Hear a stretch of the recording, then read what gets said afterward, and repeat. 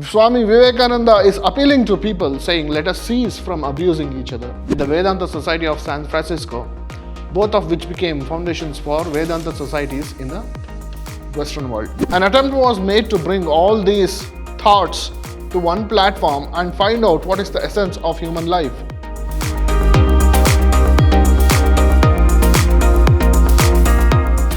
Hello students, I am Anil, Assistant Professor of English, Vidhyaashram First Grade College, the Temple of Excellence, MYSURU. Today we are going to discuss Chicago speech of Swami Vivekananda prescribed for the students of 3rd semester B.BA by the University of Mysore. About Swami Vivekananda was born on January 12th, 1863. This day is also known as National Youth Day. He was born as Narendranath Datta. He was an Indian monk, a philosopher, author, religious teacher, and the chief disciple of the Indian mystic Ramakrishna Paramahamsa. He was a key figure in the introduction of Vedanta and Yoga to the Western world. This is what we are going to see in this speech. He is introducing the ideology of Vedanta and Yoga to the Western world. He is credited with raising interfaith awareness and bringing Hinduism to the status of major world religions. Vivekananda became a popular figure after the 1893 speech in Chicago, where he began his famous speech with the words, "Sisters and Brothers of America," before introducing the Hinduism to the Western world. He was so impactful that the American newspaper described him as an orator by divine right and undoubtedly the greatest figure at the Parliament. After great success at the Parliament, in the subsequent years, Vivekananda delivered hundreds of lectures across United States, England, and Europe, disseminating the core tenets of Hindu philosophy, and founded the Vedanta Society of New York and the Vedanta Society of San Francisco, both of which became foundations for Vedanta societies in the Western world. So now what is this Parliament of Religions? The world progressed with science, technology, and beliefs. So here, every religion took birth in its own pace of time. But along with the growth of religion, all the religions started fighting amongst its rivals. It considered other religion as rivals. But an attempt was made to bring all these thoughts to one platform and find out what is the essence of human life. And here is one more attempt made by the people of America, that they called all the religious heads. They wanted to discuss the basic principles of all religions. There have been several meetings referred to as the Parliament of World's Religions, the first being the World's Parliament of Religions of 1893. So here, it was an attempt to create a global dialogue of faiths. So all faiths, people belonging to different faiths in the world, were asked to come and meet at one point and find out what is the basics of every religion. The event was celebrated by another conference on its centenary in 1993. This led to a new series of conferences under the official title Parliament of the World Religions, with the same goal of trying to create a global dialogue of faiths. I am proud to belong to a religion which has taught the world both tolerance and universal acceptance. We believe not only in universal toleration, but we accept all religion as true. Talking about the Hinduism, Vivekananda says this in the beginning. He introduces Hinduism as one which tolerance and universal acceptance. Hinduism is not about creating superior or inferior feelings between the religions, but it has taught tolerance and universal acceptance. And we believe not only in universal toleration, but we accept all religions as true. A Hindu would consider all religions as true, whether it is Christianity, whether it is Islam, whether it is Judaism, whether it is Buddhism. We consider all these religions as one. They are all true. No religion is false, is what is believed by a Hindu. As the different streams having their sources in different places all mingle their waters in the sea, so, O Lord, the different paths which men take through different tendencies, various though they appear, crooked or straight, shall lead to thee. This is the summary of the entire statement where he says all religions are true. So every religion takes man to the level of spirituality. With spirituality, it leads to a concept of God. Therefore, all religions have the same essence. Therefore, all religions are true. This is what is proposed and propagated by Hinduism. This is what Vivekananda is trying to express about Hinduism. Whosoever comes to me through whatsoever form I reach him, all men are struggling through paths which in the end lead to me. This means in Gita, it is said that people are trying to reach God by different paths: karma, yoga, and prayer. So here, people are trying different ways to reach God. Therefore, God says, in whichever the way people choose, they will come to me and I shall accept them. Sectarianism, bigotry, and their horrible descendants, fanaticism, have long possessed this beautiful earth. They have filled the earth with violence, drenched it often and often with human blood, destroyed civilization, and sent whole nations to despair. Here, Swami Vivekananda, speaking about the religions, he says the present world is divided with all negative thoughts, sects, bigotry, and their horrible descendant, that is basic fundamentalism, going very deep and very harsh on the rules of religion. They have long possessed this beautiful earth. They have filled the earth with violence. In the name of religion, people have started fighting with each other, and they have also started killing each other in the name of religion. So all these negative thoughts about religion is spoiling the health of universe, health of world. They have destroyed civilization and sent whole nation into despair. So Swami Vivekananda is appealing to people, saying, let us cease from abusing each other. So let us stop abusing each other. Let us not fight in the name of religion, telling that my religion is greater than yours and your religion is not greater than mine. So let's stop fighting. Let's stop abusing each other. And let's understand that all religion leads to God. Therefore, all religions are true and they have their own essence. So, for telling that, he brings out a well and a frog story. He tells there was a frog inside a well. It did not go out. It was born and brought up there. And it believed only that much space is the whole world. And once there came another frog from the ocean, from the sea. And when it came, it told about the ocean. And this frog of the well asked the frog of the sea, is your sea very bigger than my well? But when this question was raised, the frog of sea was very surprised. It said, are you comparing a sea to this well? When this frog of the ocean told the frog of the well that you cannot compare both because the ocean is too vast, the frog did not believe it. It said, you are telling lie, you are a liar, you get out. So this is what is happening with all religions. Everybody considers that their religion is the only religion which can lead men to God. Therefore, he says, with this example, he tells, we are all living in our own small wells, whether it is Christians, whether it is Muslims, whether it is Hindus, including. Therefore, we should come out of our small wells and accept the reality of all the religions. They have this basic principle of uplifting man to God. Then, while talking about Hinduism, he talks about transmigration of soul. He says, who I am? Who am I?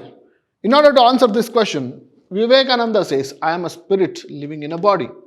I am not the body. The body will die, but I shall not die. Here I am in this body. It will fall, but I shall go on living. I had also a past.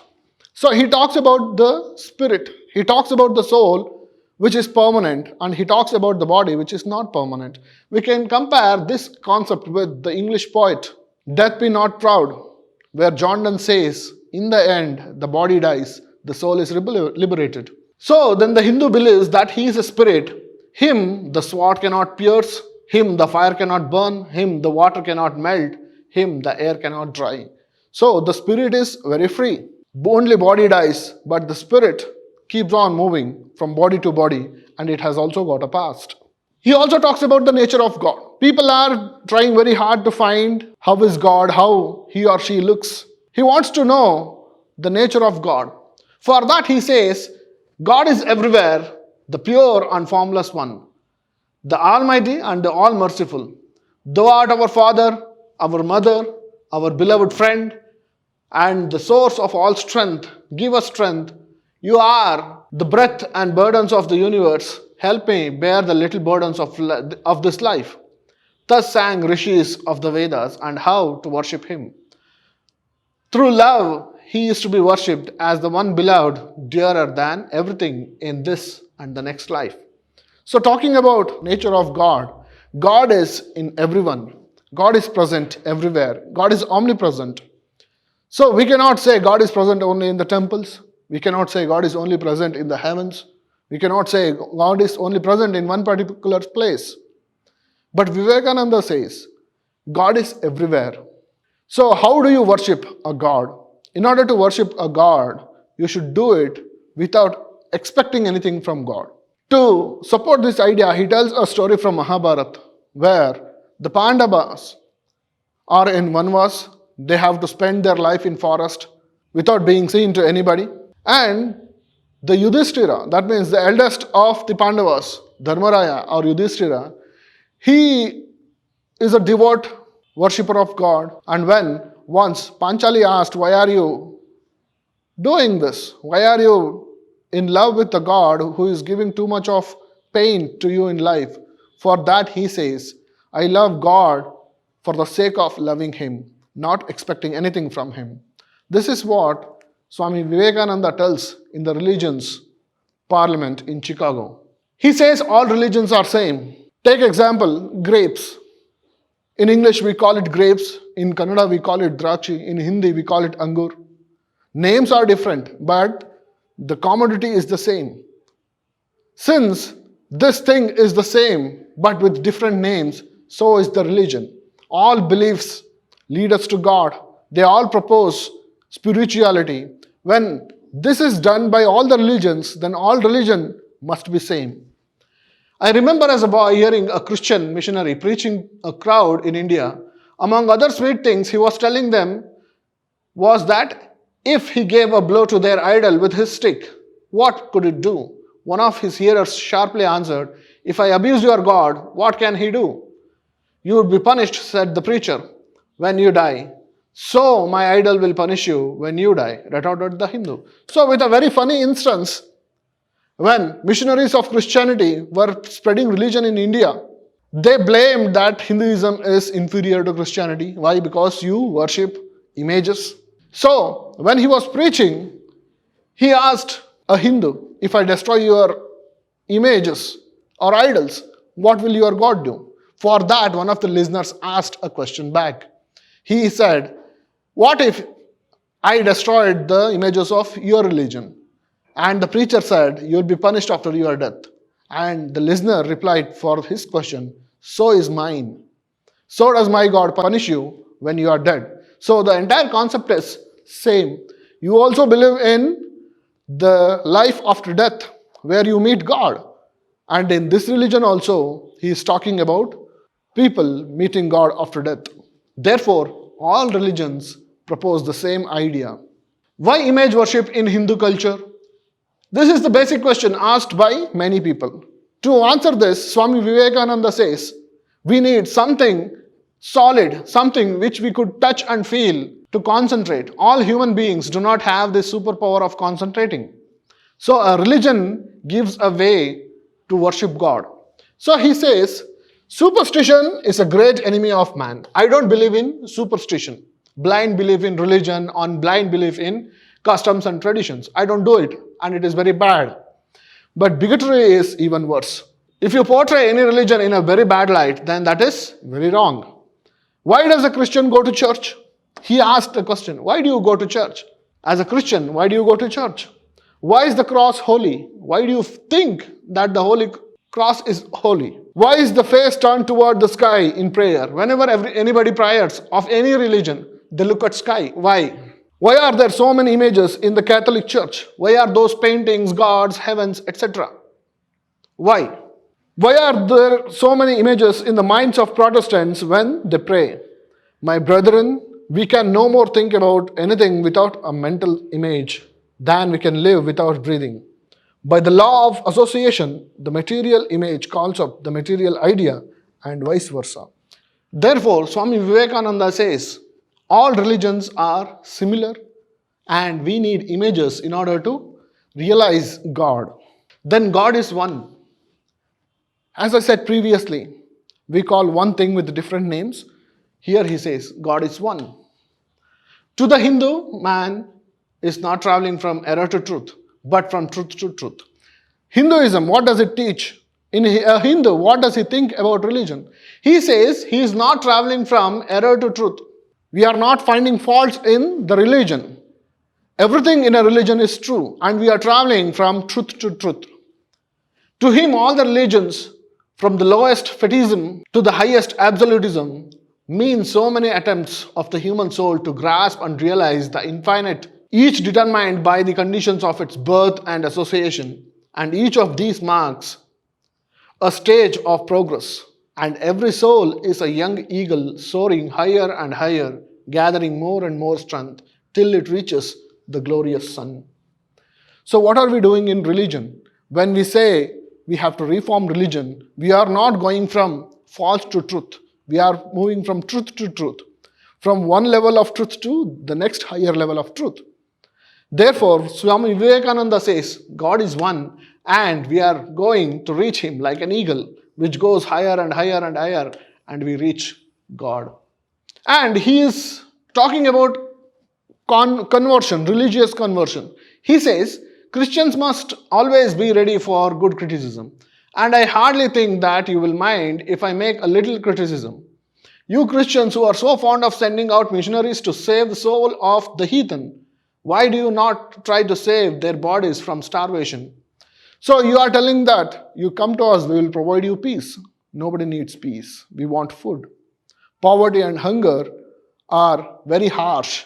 You have to provide food. In India, during the terrible famines, thousands died from hunger, yet you Christians did nothing. So he is criticizing the Christians of India. In the name of religion, you are misleading people. So don't do it. Provide people with food. They have religion enough, but it is bread that the suffering millions of burning India cry out for with parched throats. They ask us for bread, but we give them stones. It's an insult to a starving person to offer them religion. It is an insult to a starving man to teach him metaphysics. In India, a priest that preached for money would lose caste and he is spat upon by the people. I came here to seek aid for my impoverished people, and I fully realized how difficult it was to get help for heathens from Christians in a Christian land. So he talks about people suffering from poverty and hunger. Help them with food, not with religion. Indian people, their religion, Hinduism, you are trying to convert using their poverty and hunger. And this is a very bad thing. Therefore, he criticizes Christians in their land, that is in America, talking against the conversion. Then he talks about Buddhism. Buddhism is born out of Hinduism, is what Swami Vivekananda says. When the rituals in Hinduism became very hard for a common man to follow, he tried to realize God in a very simpler manner. And then these religions like Buddhism and Jainism were born.